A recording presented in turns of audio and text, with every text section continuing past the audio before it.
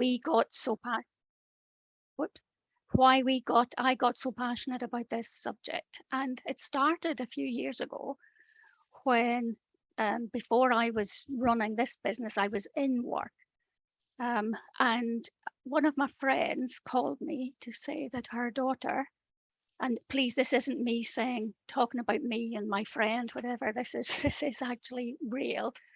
She said her daughter was going through disciplinary process and she had been given a final written warning. And you know what it's like if you're in HR or other professions, friends and relatives come and ask you for help. So she said, could you help her with, and I'll call her Morag, help her with her appeal hearing. So I said, absolutely, bring the stuff over. So they all arrived at the house. Morag and I went into one room, the rest were all in the kitchen making tea and eating chocolate biscuits. And Morag disclosed to me that her terrible absence and her approach to absence. So, for example, phoning up on a Monday morning to say, I can't come into work because the boiler's broke. And when she comes in on the Tuesday and people ask her, did she get her boiler fixed? She was like, no, it was the cat that was sick. You know, silly stuff like that, all related to domestic abuse. And that was, the family weren't aware at that point, and yet she'd been in that abusive relationship for quite some time. So I did help her. I talked to her about it. She had some extraordinary examples of injuries that she had, just totally out of my kind of understanding. And I did the wrong thing in helping her because my kind of instinct to rescue people, I just wanted to take her home and put her in my spare room rather than have her going back to this guy who was being really, really, really wicked and bad. Had been in and out of jail numerous times due to this. That's the wrong thing to do, I learned after. And at that time, I went back into my own workplace. I talked to my HR team and said, guys, when you're helping managers with absence management, please keep in the back of your mind that one of the reasons could be domestic abuse. So keep it in your head while you're having these conversations and support the managers to be quite open in terms of their handling of things and questions.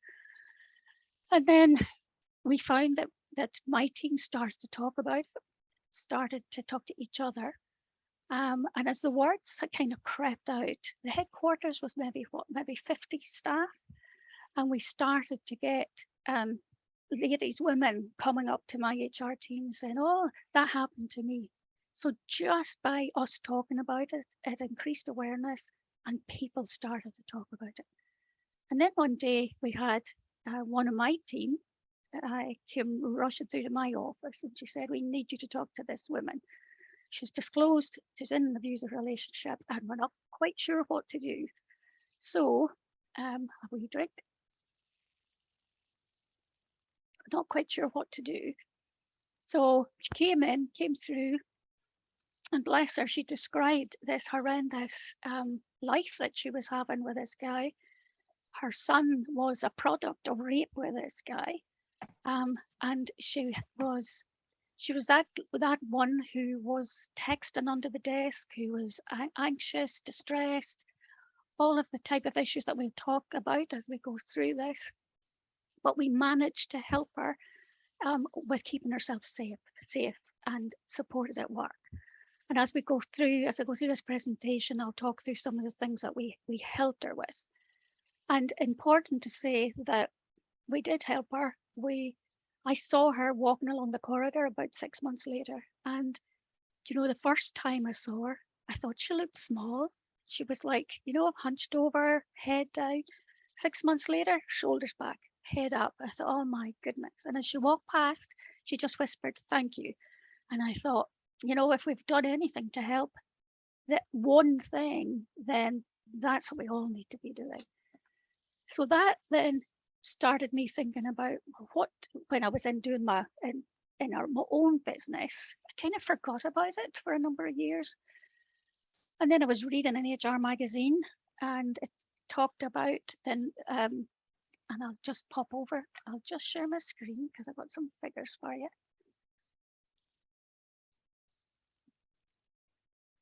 seeing that okay, Rona? Yeah, thank you. So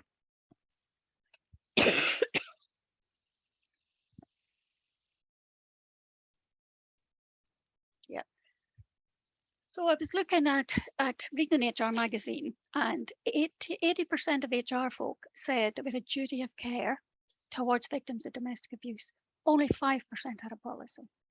So that set us in our business now on the trail to do something about that and support other employers to support victims of domestic abuse in the workplace. The figures are interesting. 1 in 4 women and 1 in 6 men will be a victim of domestic abuse at some point in their life. So if you think about the number of staff in your workplace, your relatives, your family, your friends, these numbers are really, really high. Figures are higher for people who are disabled. They're also higher for same-sex relationships. So, and we've worked out some figures in this, just using a 1 in 5. And we'll talk about that in terms of impact. So 1 in 5 people victim of domestic abuse at some point in their life. You're probably all aware of this, but I'm just popping it up. Coercive control was a new area that was added a number of years ago with Police Scotland.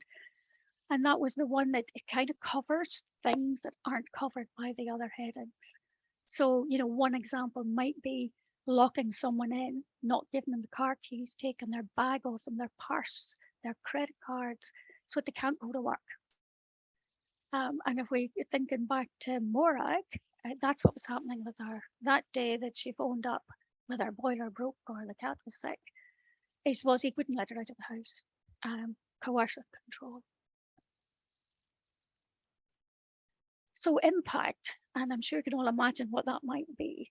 But if we think about 100 members of staff, with that 1 in 5, 20 will be victims of domestic abuse at some point in their life. The business, still, I'm using all these figures based on 100 staff, and 20 will be victims. So of that, 80 days will be lost due to being a victim. Majority will be restraint and threats, and then steal or hide keys and not showing up for childcare, that kind of thing. 11 will be late 5 times.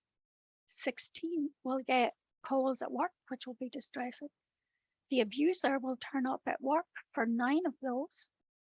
Half of them will have the abuser stalking them outside work. 17 will have performance impacted on.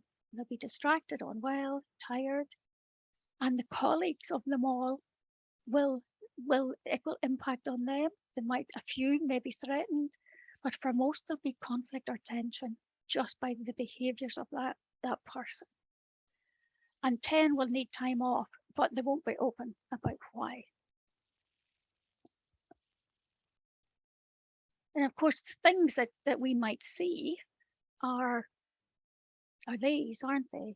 There's a lot of anxiety, a lot of distress, not knowing how to deal with what's going on. Oh, injuries, and sunglasses in the summer, in the winter, I should say, covering the bruises. And yeah, being at the other end of telling off because of the challenge of what they're doing, or what they're not doing in the workplace. And if we don't understand the reason for it, then we can't help. So reasons why abused folk don't speak up, that, fear of dismissal, shame, privacy, that makes it so important that we talk about things. And if you go back to my bit about Morag and talking to my team about it, we just ended up a lot of people all talking, and that's so important, because it means that folk are more likely to speak up if it's happening to them. And then there's a bit about when they do speak up, who do they speak to? And you can see for us, we were surprised. HR was so small, I couldn't even get her on that wee graph. And a friend, then manager, colleague, so interesting as to who people are talking to. And I suppose it's understandable that a friend would know first. But you know what? I'm saying a friend will know first. Everybody will know about it. Because if I think of Morag, she had so many conversations with HR and her boss. They were having the conversations with her about her absence. And excuse me, at one point I said to her, would you have told your work about it if they'd asked? And she said, I would. She said she had one meeting where she felt they were just so close to just saying it out loud. And she would have agreed and disclosed, but they pulled back from it. They just felt that they couldn't go any further with it. So the lesson in that bit is, better to push a little bit and be wrong than not and be wrong.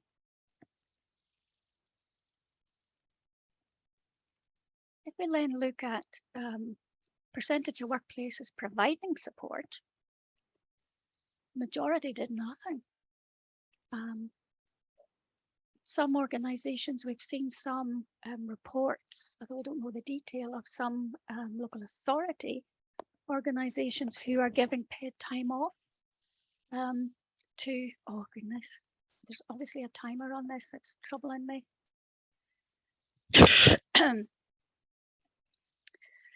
Sorry, get time, like 2 weeks time off to leave the person. Do you know what's happening here, guys? I did this for another organisation and a timer on it, so you'll have to forgive me if I keep slipping back and forwards. I should have checked it. Apologies.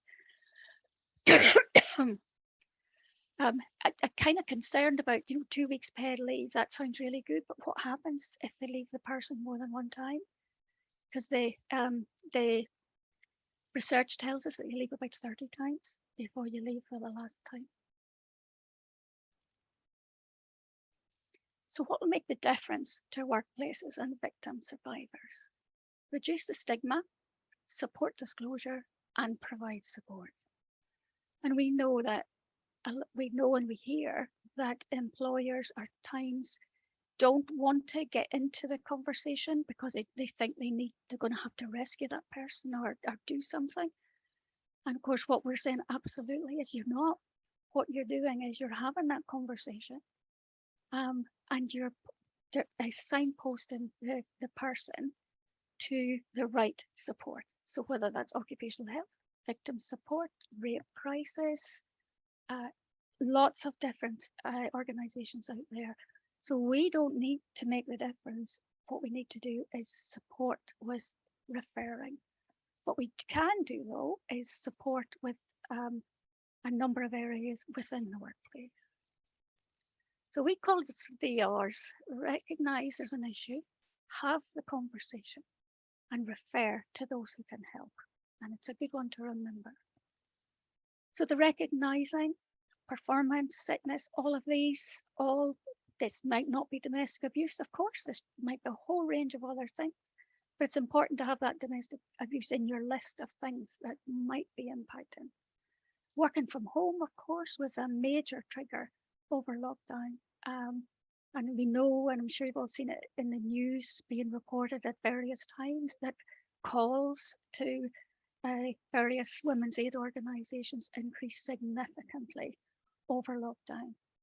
And there's a number, at that point we were through lockdown, we were advising folk to think about if you're wanting, even the hybrid working's coming in now, if they're individuals who really, really, really, really want to come into work, and if a lot of the other signs are there, there may well be that reason for not wanting to be at home, because work is their only safe place to be.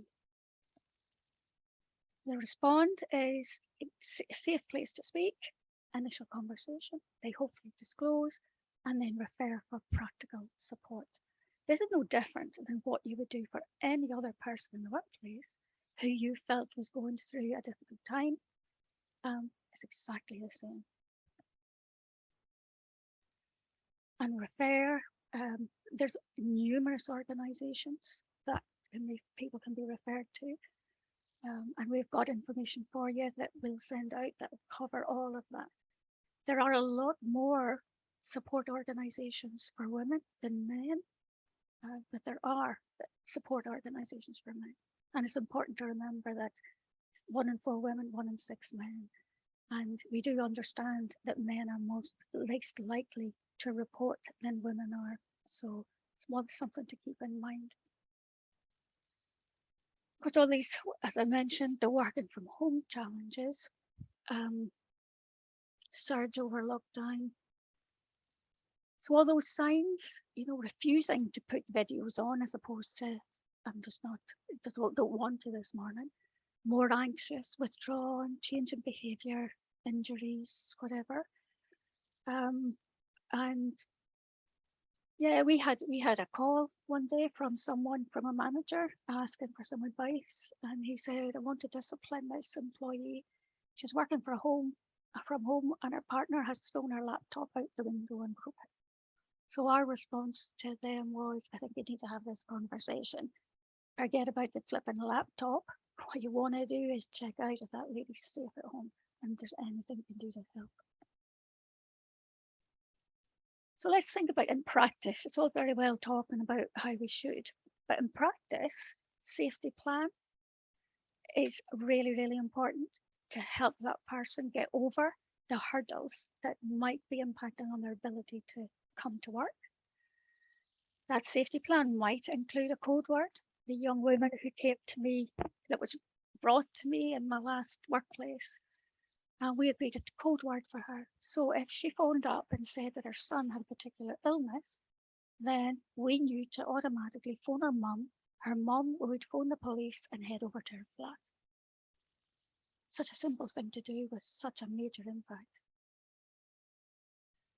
The other bit that this was around about the same time actually, we had one of my team whose partner was phoning her. She wanted to leave. He was threatening to come to the workplace, texting her all the time, wanting to know who was sitting beside her, if she was working with guys. It was horrendous. At that point, I hadn't done all this research, it was Joanne, who's part of our team, who did the most research. So I need to give her that. We hadn't done it, and I thought, I don't know what to do with this. So I'd phoned the Women and Child Unit at Clothing Borders at the time. And what they said was, keep all the emails, get them to print them out, record anything that this young woman's telling you, write it down, keep it all together in a folder, in an envelope, in a locked drawer that more than you know where it is if you need it. Give your reception staff a photo of the person. Tell them and security, if this guy comes in asking for her, then what they do is they either speak to me at that point, or there was a couple of other individuals listed. They would get that envelope and come out, wait for and phone the police. And when the police arrive, pass the envelope to the police and let them do the rest. So interesting again, it is about that kind of support is easy to do, although it's distressing, obviously. It's easy to do, and other people will help the person sort things out. The other things that we did, answering the phone. The person would phone on the mobile. If she didn't answer, they would phone on the landline. Everybody was going mad. So they just got somebody else to answer the phone. Security, I've talked about that. Keeping the record. Start and finish times change so that, it's not the same every morning, and could lead to somebody doing the following and stalking and whatever. The other bit is about confidentiality. Who do they want to know? Because it is helpful to have colleagues know so that they can help too. But it's, of course, absolutely up to the person themselves. And, here's the things not to do. And if I was you, and this happened to the young lady in my workplace, I went into the kitchen one day, as you do, to make my coffee, put the kettle on, and she was standing in a corner, and there was 3 female colleagues, like circling her. That's how it felt to me and how I perceived it. And all I could hear was one saying, if I was you, I wouldn't let my man do that to me. And, that just no, no. So, as you would expect, I had a conversation with them all, which was really about if you're in a healthy relationship with someone and they walk in and slap you around, you're going to behave very, very differently in response to that than if your abuser has been, it's almost like grooming, isn't it, for months. The pattern will be an initial relationship. They'll be, it's, treating you like they really well, um, escalating the relationship really quickly, finding out about the person, what their troubles are, all of that, and then it deteriorates. And because of that length of time, the abuser reduces the confidence, reduces the self esteem, and it gets to the stage where the abused person approach could well be, well, I deserve that because I didn't, whatever it was. And we know that's not right, but it's this reduction in self-esteem and a value of yourself that happens when you're continually stamped on physically and verbally.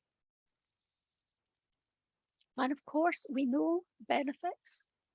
You can go through all of those. It is interesting for us as to how few organisations have a policy. And the example that I've used of us talking about it at work absolutely made a difference to reduce stigma, which is absolutely critical. So what can we do? How can we help you? Well, we have a template policy and manager's guide, and we'll send that out to you. Joanna, who's not on today, but Joanna will send that out to all of you who have attended today. It includes the roles of different people in the organisation. It includes all the contacts that you might have, a template, a safety plan, and lots of really good information on how to have that conversation. So that's us in terms of going through the slides. So really happy for us to have a discussion and answer questions.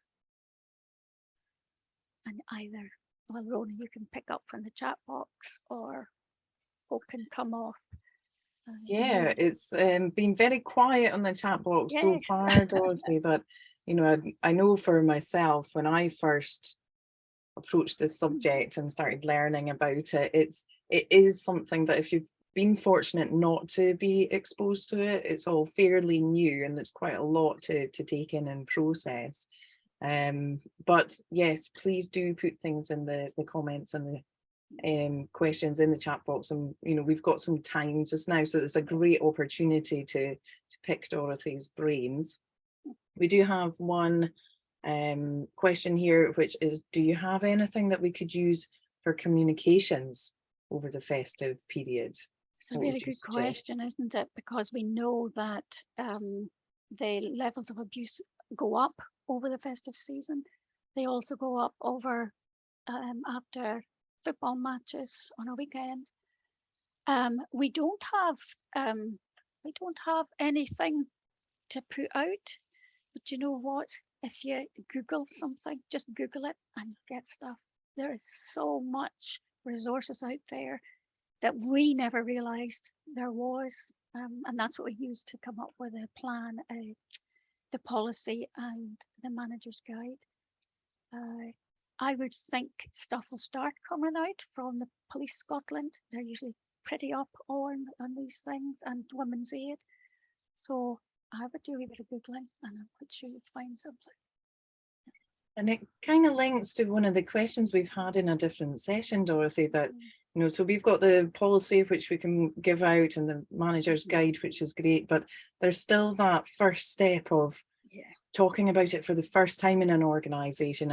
And when we were asked the question before, there was a little bit of concern about, well, how do you bring up the subject as a starting point?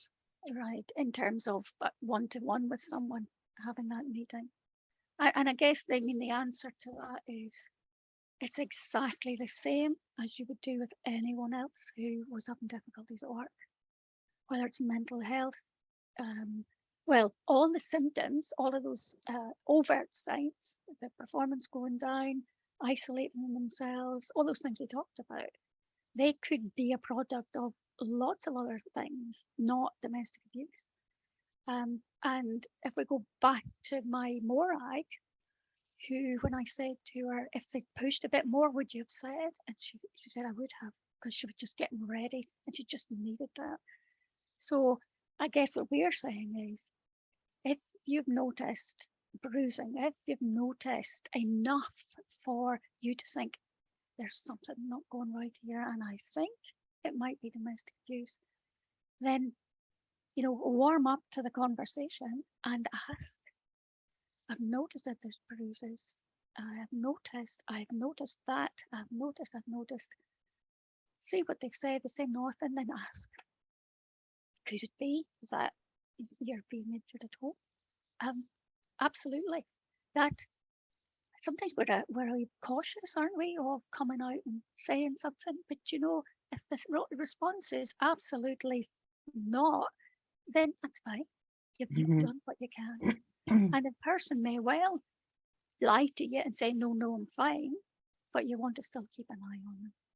So I think then you've raised the flag, haven't you, as well? So they might say no initially, but they know, okay, somebody's picking up on these signs. I know that if I do feel able to talk to her, I can go to Dorothy because she has noticed things. Exactly. Yeah. You're so right. On the flip side, we've got, how do you deal with a colleague if you realise or think that they're the perpetrator? Well, it's really interesting because I had an HR person that I was speaking to not that long ago about a piece of work that we were doing for her. And I added in, I said, oh, by the way, we're doing these workshops. And she totally retreated. And I thought, oh, yeah, I've hit a sore bit. So I just went on. I'd stopped that, obviously. But then she said herself, oh, it's really good to hear you're doing that. However, my experience was that she had a relationship with a guy at work. They shared an open plan office. It was abusive. She left him, but being in the same open office with him was damaging, stressful, anxiety-ridden. He was behaving not too great with her at work, but nobody else could see it. So she went to her manager and said, and the manager said, well, that's up to you. I can't do anything about it. And that was it. And she applied for other jobs and she left. So I haven't answered the question because it's a hard question. But if you had an employee at work who you thought was drinking, bullying, harassing someone, etc., you would do exactly the same thing here. You would look into it. And the fact that you've addressed or tried to address it, spoken to individuals, it'll go wherever it goes from there. So you're treating it in the same way as someone you suspect of some form of misconduct, would be my answer. And then it's case by case basis, isn't it? You can link it to the active bystander, I think, Dorothy. So the tools that you would use there. And, for me, I'm thinking I would try and confide in someone that I trust, to have a friend for support and talk about how to maybe deal with it that way. So I guess, having trusting relationships in your team or organization, someone you can talk to get advice about how to deal with it, because the situations will vary from person to person, I guess. That's quite right. We've got another one come through. So if somebody has disclosed to you, but they've not informed the manager, so the manager doesn't know that that person's experiencing abuse, the police have been involved in the past, but it actually made things worse at the time. A period of time has passed with nothing happening, but then there's been a random physical strike. There's been support and signposting, but is there anything else that could be done? Mm-hmm. And I think that's it, that the manager hadn't been informed. Mm-hmm. So that's difficult, isn't it? I mean, you would, and I'm sure Callum would have talked to the person to say, look, in our safety plan, whatever that was, having your manager know about it is going to help significantly. But if they don't want the manager to know, it's, well, you're making a judgment call, aren't you? Because if what's happening is having a big impact on the workplace, then the manager isn't going to be managing as effectively as they would if they knew what the issues were. So you might get to the stage where you said, you know, I'm going to have to tell your manager because whatever. And is there anything else that you can do besides talking?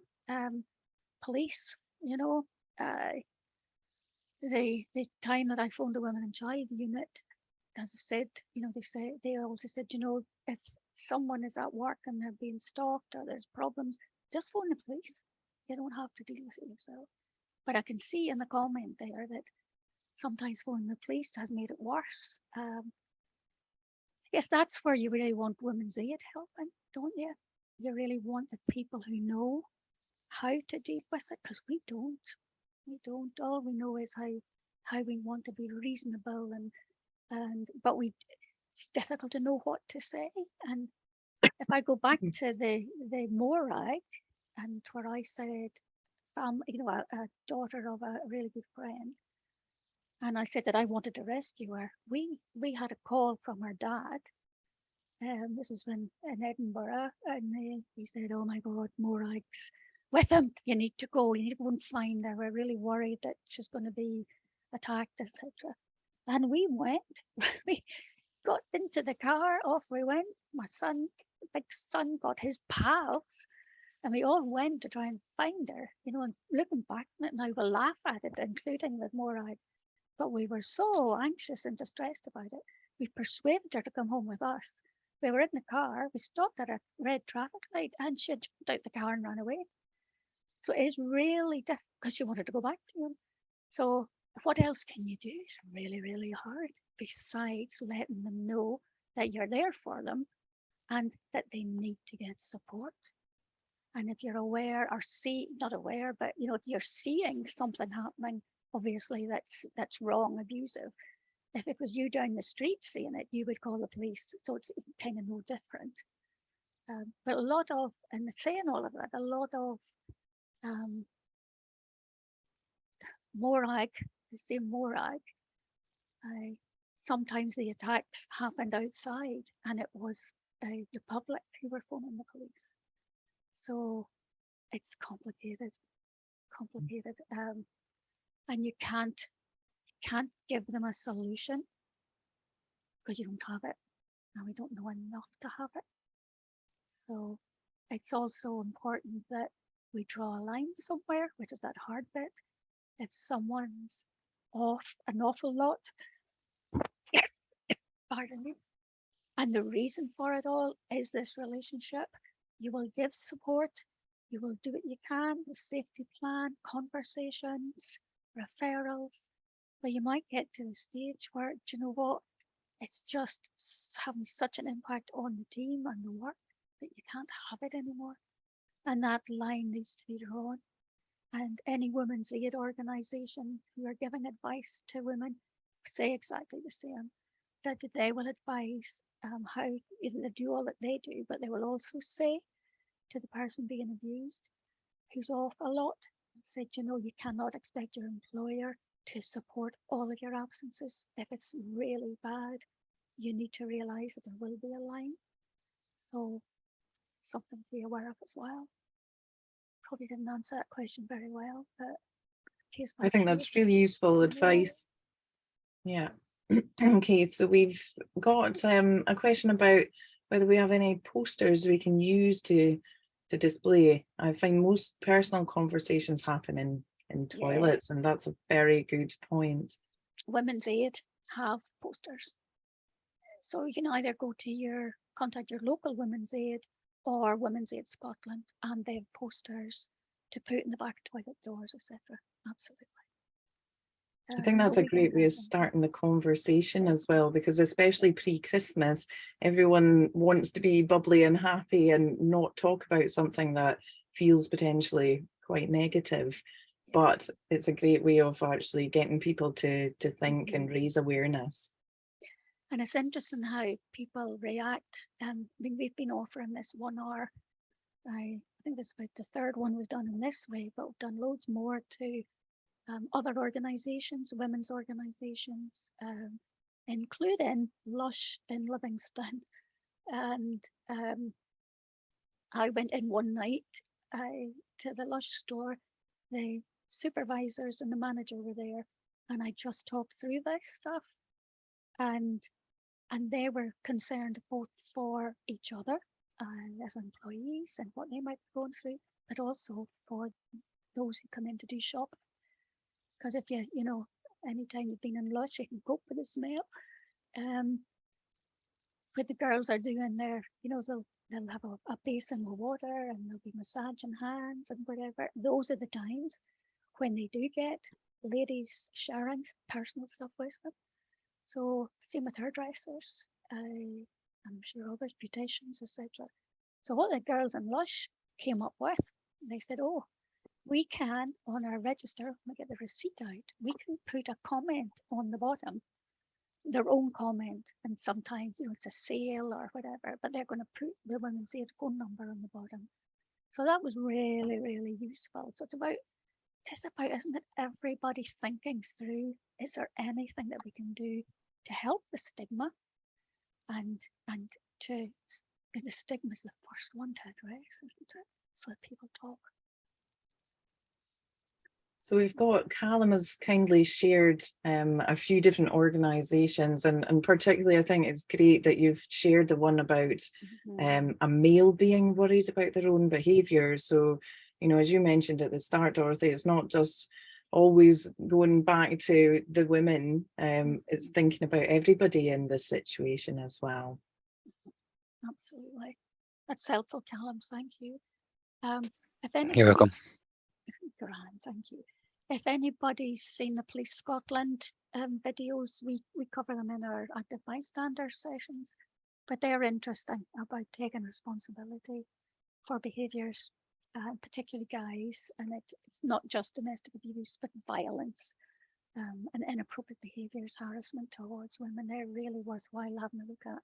The Be That Guy, I think the latest one is Are You That Guy? So definitely worth having a wee look at. Don't be that guy. Yeah, thanks. Yeah. Don't be that guy. The latest wee video was Are You That Guy? So a couple of guys talking in a pub. So it's interesting as well. Thanks, Sarah.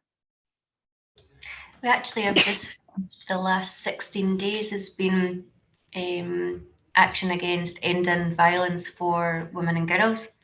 So I think that just ended last week, and there was a huge campaign right across the globe. Actually, it wasn't just the UK, and it started in Edinburgh with a candlelight procession, and then there's been lots of different things. And the one that they're looking at recently is how we've not got enough male voices to actually be heard, and how do we end it, because it's not always, you know, the stereotype. It's these young children that are still coming through as well. And it's been interesting. But I know you mentioned about Lush, but a lot of the banks now have also, I don't know if you heard the campaign, it's the first time I've heard it this week, is the HSBC, I think it was saying you can actually go in and say to a staff member and they will put you into a private room and you can make necessary calls. They'll help you actually set up a bank account so that you can start to get your own money and things like that, because a lot of it does come with sort of financial controls. I noticed that this week as well, it started. Yes. Sorry, I work for Victim Support Scotland. All right, okay, Sarah. That's excellent, and thanks for sharing that. Absolutely. It's interesting though that a lot of us don't know about that. There's also an app for your phone, and of course I'm going to not be able to find it now. I can't remember what it's called. But there's an app that you can get which is called something that doesn't reflect the subject.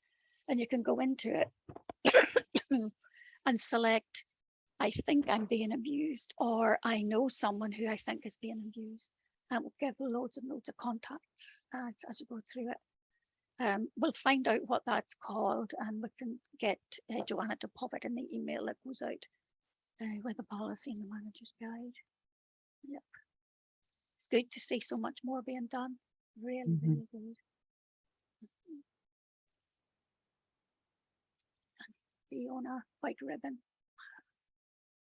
Yeah. I think it's been great sharing of information today. So really appreciate everybody putting the information that you've got into the chat, because it's a learning experience for all of us when we can get new information. So that's been fantastic. I guess we'll just do a final roundup then to see if there's any last scenarios that you want to run through, or questions you might have, or anything else that you've seen or heard that you think would be useful for sharing.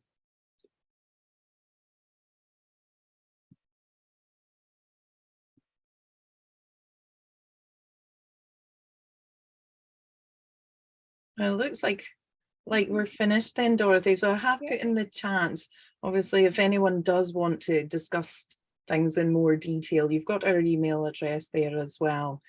So, you know, there's still opportunity after the event as well.